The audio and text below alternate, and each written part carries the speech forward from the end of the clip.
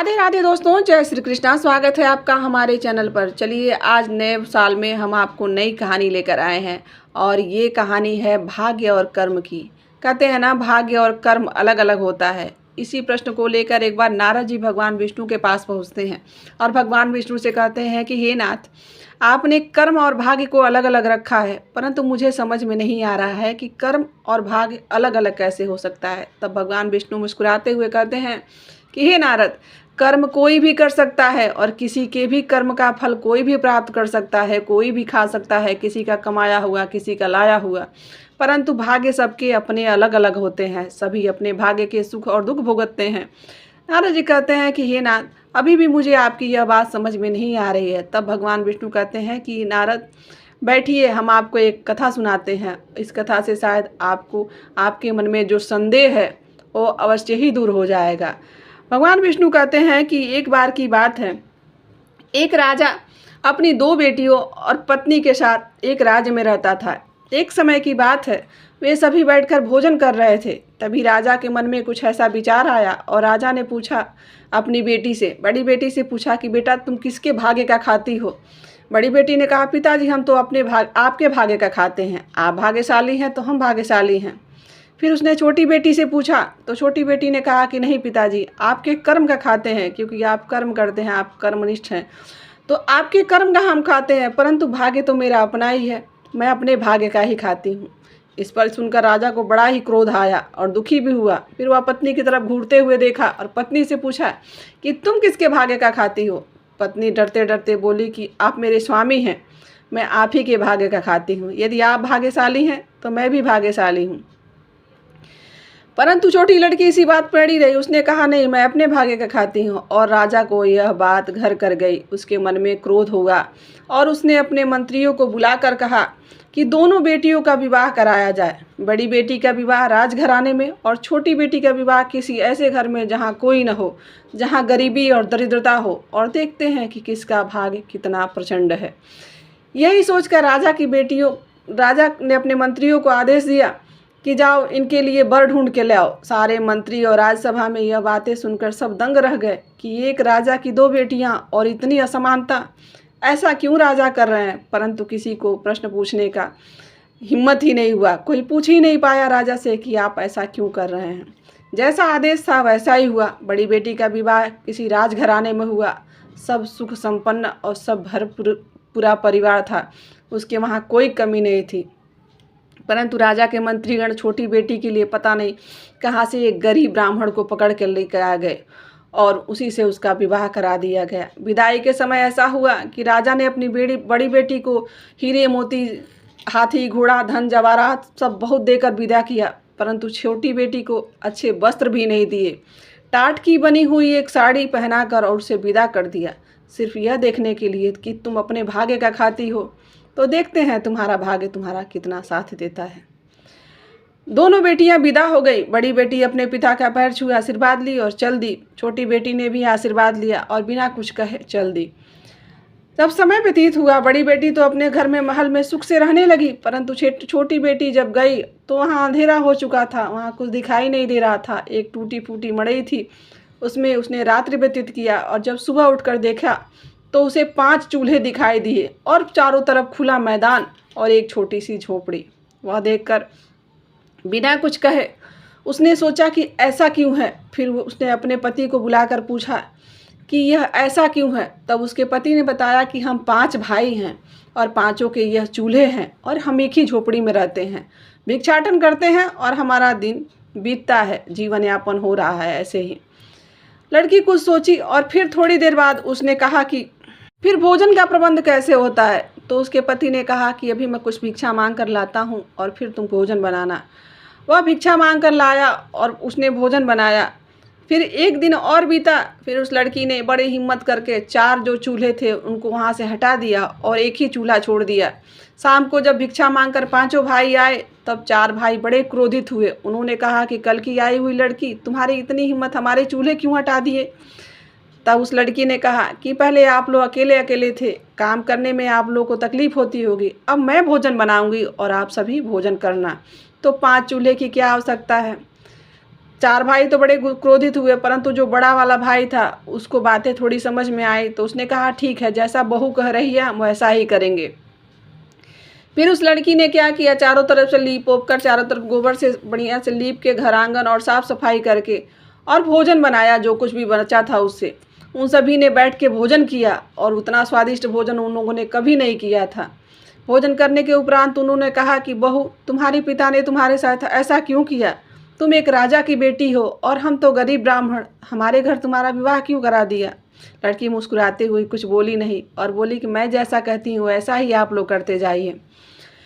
फिर क्या हुआ, फिर अगले दिन जब भिक्षा मांगने के लिए सब निकल रहे थे, तब लड़की ने कहा कि अब आज के बाद आप लोग भिक्षा नहीं मांगेंगे, आज के बाद आप लोग मेहनत मजदूरी करेंगे। चारों भाइयों को बड़ा क्रोध आया, बोले हमने तो आज तक काम किया ही नहीं, हम भला क्या काम कर सकते हैं। लड़की ने बहुत समझाया, कहा जो भी काम आपको मिले, जो भी मेहनत करने का काम मिले आप उसे करिए, परंतु भिक्षाटन नहीं कीजिए। सब बड़े क्रोधित हुए, परंतु जो उनका जेठ था उसने बोला कि नहीं, बहू जैसा बोल रही है हम वैसा ही करेंगे। हुआ यही, सारे लोग गए भिक्षा मांग के लाए और जब सामान लेके आए तब वो लड़की ने कहा कि जाइए मैं भोजन बना रही हूँ, तब तक आप लोग स्नान करके आइए। फिर सब क्रोधित होने लगे कि आज तक हम लोगों ने कभी स्नान किया ही नहीं और हम क्यों स्नान करने लगे तुम्हारे कहने पर। लेकिन जो बड़ा था उसने कहा कि नहीं, बहू जैसा बोल रही है हम वैसा ही करेंगे। लड़की ने कहा आप लोग स्नान करके और वहीं भगवान का मंदिर है, भगवान का दर्शन करिए और फिर घर की तरफ आप लोग आइएगा, तब तक मैं भोजन बनाकर रखती हूँ। चारों लोग गए, स्नान किया। उन्होंने कभी भगवान की पूजा तो की नहीं थी, परंतु मंदिर में बैठकर और चुपचाप भगवान की तरफ देखते रहे और थोड़ी देर के बाद वहाँ से घर की तरफ चल दिए। फिर वैसा ही हुआ, उन लोगों ने घर पर आकर भोजन किया और मेहनत मजदूरी की तरफ निकल पड़े। जब वह गए कुछ काम ढूंढने के लिए तो चार भाइयों को कुछ ना कुछ तो काम मिल गया, परंतु जो बड़ा भाई था उसे कुछ काम नहीं मिला। वह शाम को मायूस होकर घर की तरफ लौटता है और बोलता है, बहू मुझे तो कोई काम ही नहीं मिल रहा, मैं क्या करूं? तब उसकी बहू ने कहा कोई नहीं भैया, आज नहीं मिला तो कल ज़रूर मिल जाएगा। बाकी सब ने जो मेहनत मजदूरी की थी उन्हें बहुत अच्छा लगा, क्योंकि उन्होंने पहली बार किसी के आगे ऐसे हाथ नहीं फैलाया था और भिक्षा नहीं मांगी थी। उन्हें बड़ा सुकून मिला और उन्होंने कहा कि हाँ बहू, तुम्हारी बात में बहुत सत्यता है। और वह फिर अगले दिन भी उन लोग ऐसे ही मजदूरी के लिए सुबह नहा धो के पूजा पाठ करके निकल गए। जब फिर मजदूरी करने गए तो सबको कुछ ना कुछ प्राप्त हुआ, परंतु उसके बड़े भाई था उसको कुछ प्राप्त नहीं हुआ। उसको रास्ते में एक मरा हुआ सांप मिलता है, वह उस सांप को लेकर घर पर आ जाता है। बोलता है बहू को कुछ ना कुछ तो जाके बताऊंगा कि क्या किया है मैंने, क्या प्राप्त हुआ है मुझे। वह मरा हुआ सांप लेकर आता है और कहता है कि बहू आज भी मुझे कोई काम नहीं मिला, सिर्फ ये रास्ते में मरा हुआ सांप मिल गया, मैं इसको लेते आया, क्या किया जाए इसका। तब वो लड़की बोली कि इसको वो जो अपनी झोपड़ी है उसके ऊपर फेंक दीजिए। मरे हुए सांप को वो जो उसका जेठ था वो झोपड़ी के ऊपर फेंक देता है। समय व्यतीत होता है, उस राज्य के राजा के यहाँ से उसका हार गायब हो जाता, उसकी रानी का हार गायब होता है। एक चील उठा के लेके जाती है और वो चील जब इसकी झोपड़ी के ऊपर से गुजर रही होती है तभी वह मरा हुआ सांप वहाँ देखती है और उस हार को वहीं छोड़कर और वो मरा हुआ सांप लेकर चली देती है। फिर उस राज्य के राजा को जब पता चलता है कि उनकी रानी का हार गायब है तो वह पूरे शहर में ढिढोरा पिटवा देते हैं कि जो भी मनुष्य, जो भी इंसान, जो भी आदमी इस हार को लेकर आएगा उसे मुंह मांगा इनाम दिया जाएगा। सिर्फ हार लेकर आइए और आपको जो चाहिए हम वो आपको ज़रूर देंगे। ऐसा ही होता है। फिर एक दिन जब झोपड़ी की सफाई हो रही होती है तब उसके जेठ की नज़र उस ऊपर पड़ती है झोपड़ी के, तो वह देखता है, फिर उसको उतारता है और बोलता है कि बहू यह चमकीली सी चीज़ क्या है। तो उसकी बहू बोलती है कि यह तो वही रानी का हार है जिसे समस्त शहर में ढूंढा जा रहा है, समस्त राज्य के लोग इसी को लेकर परेशान हैं। एक काम कीजिए, आप इसको राजा को ले जाकर वापस करिए। तब वह जेठ उसको ले जाकर राजा को वापस करता है। राजा बोलता है कि तुम्हें क्या चाहिए, तुम्हें जो चाहिए वह मांग लो। फिर जेठ बोलता है कि मुझे मांगना नहीं आता है, मैं क्या मांगूँ मुझे नहीं समझ में आ रहा है, मैं अपनी बहू से पूछ कर आ रहा हूँ। फिर वहाँ से भागे भागे घर की तरफ आता है और अपनी बहू से बोलता है कि बहू, राजा ने कहा है कि तुम्हें जो मुँह मांगा इनाम दिया जाएगा, तुम जो मांगोगे वही तुम्हें प्राप्त हो जाएगा। तब उसकी बहू बोलती है कि बैकुंठ चतुर्दशी के दिन एक काम करिए, आप राजा को बोलिए कि बैकुंठ चौदस के दिन समस्त राज्य में अंधेरा रहेगा और राजा के घर भी कोई दीपक नहीं जलाया जाएगा। राजा बिना सोचे समझे उस जेठ की बात मान लेता है और राज्य में ढिढोरा पिटवा देता है कि बैकुंठ चौदस के दिन किसी के घर भी कोई भी दीपक नहीं जलाया जाएगा और अपने घर पे भी नहीं जलाता है। ऐसा ही होता है। बैकुंठ चौदस के दिन जब माता लक्ष्मी स्वर्गलोक से पृथ्वी को भ्रमण करने के लिए आती हैं, तब उस झोपड़ी की तरफ ही सिर्फ उन्हें उजाला दिखाई देता है और बाकी पूरे समस्त राज्य में उनको अंधेरा ही अंधेरा दिखता है। उस झोपड़ी के बाहर जाती हैं और कहती हैं, दरवाज़ा खटखटाती हैं। तब वह बहू अंदर से बोलती है कि आप कौन हैं? वो बोलती है कि मैं इस घर की बेटी हूँ।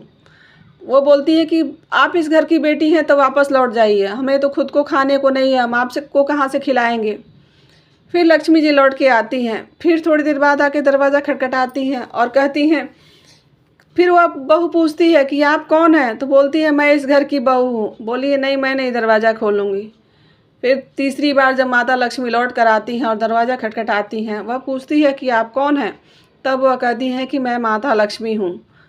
बहू कहती है कि आ तो जा रही हैं लेकिन वापस जाना नहीं है कभी। बोली नहीं, कभी नहीं जाऊँगी।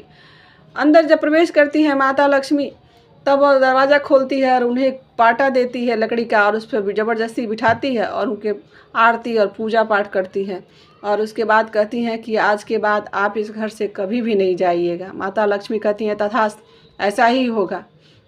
उसके उपरांत जब सुबह होती है तो उनका घर महल में बदल गया रहता है। उनके घर चारों तरफ राजपाट, हाथी, घोड़े और एक बहुत बड़ा राज्य बन जाता है। कुछ और समय व्यतीत होता है। फिर राजा को इधर पता चलता है कि उनकी बड़ी बेटी गरीब हो गई है और उनके घर में गरीबी और दरिद्रता आ गई है। अब क्या किया जाए?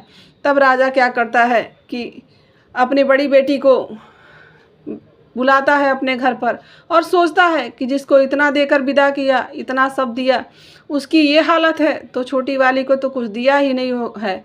पता नहीं वह जीवित भी है या नहीं है, उसकी क्या हालत है। यही सोचकर राजा अपने मंत्रियों से पूछकर और उस राज्य की तरफ निकलता है जहाँ उसे वह पंडित को पकड़ कर लाए रहते हैं।